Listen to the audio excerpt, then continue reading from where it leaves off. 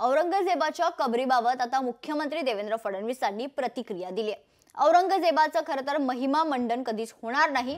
औरंगजेबाच्या कबरीला केंद्र सरकारचं संरक्षण आहे, त्यामुळे केंद्राने संरक्षण दिल्यामुळे खरं तर महाराष्ट्रालाही संरक्षण देणं भाग आहे, असं फडणवीस म्हणाले। तर औरंगजेबाच्या कबरीबाबत देवेंद्र फडणवीसांची ही प्रतिक्रिया समोर येत आहे।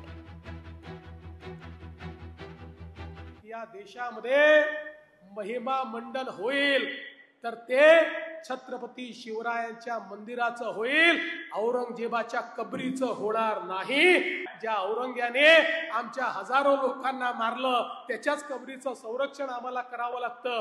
पण एक वचन तुम्हाला निश्चितपणे देतो, काहीही झालं तरी या महाराष्ट्रामध्ये औरंगजेबाच्या कबरीचं महिमा मंडन होऊ देणार नाही, त्याचं उदात्तीकरण होऊ देणार नाही। त्याचं उदात्तीकरण करण्याचा कोणी प्रयत्न केला तर तो प्रयत्न त्याच ठिकाणी चिरडून टाकण्याचं काम या आम्ही केल्याशिवाय राहणार नाही। लोकशाही मराठी ऐका, पहा, जागरूक रहा।